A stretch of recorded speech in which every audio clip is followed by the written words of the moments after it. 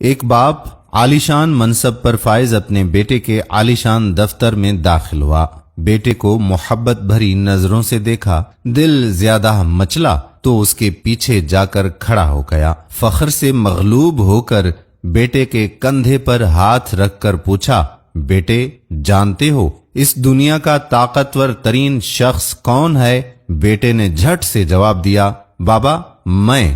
باپ کو حیرت سے ایک جھٹکا لگا، تاکید کے لیے ایک بار پھر پوچھا، بیٹے اس دنیا کا طاقتورین شخص کون ہے؟ بیٹے نے بالکل سکون اور اطمینان سے دھیمے لہجے میں جواب دیا، بابا میں۔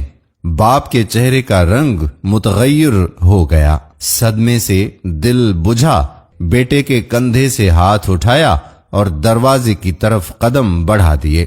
دفتر کے دروازے پر ایک بار پھر رکا، مڑ کر بیٹے کو دیکھا اور پھر سے پوچھا، بیٹے اس دنیا کا طاقتور ترین شخص کون ہے؟ بیٹے نے بغیر کسی توقف کے کہا، بابا آپ۔ باپ کی حیرت کی انتہا نہ رہی، بیٹے کی اس بدلتی سوچ پر بہت حیران ہوا۔ تھوڑے سے قدم واپس مڑ کر اندر آ کر آہستہ سے پوچھا، بیٹا تھوڑی دیر پہلے تمہارے خیال میں تم اس دنیا کے طاقتور ترین شخص تھے اور اب تم میرا نام لے رہے ہو، یہ اچانک تبدیلی کیسی؟ بیٹے نے کہا، جب آپ کا ہاتھ میرے کندھوں پر تھا نا تو میں اس دنیا کا طاقتور ترین شخص تھا، اور اب جب آپ کا ہاتھ اٹھ گیا ہے اور آپ دور جا کر کھڑے ہو گئے ہیں تو میں تنہا رہ گیا ہوں۔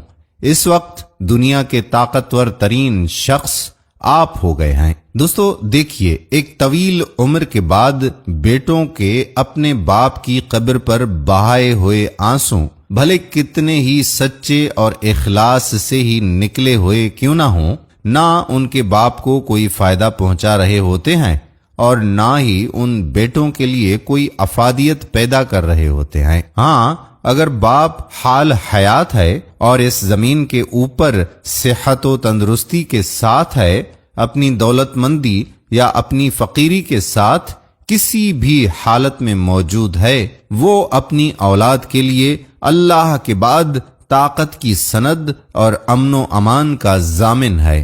مبارک ہو ان خوش قسمتوں کو جن کے والد زندہ ہیں اور ان سے راضی بھی ہیں۔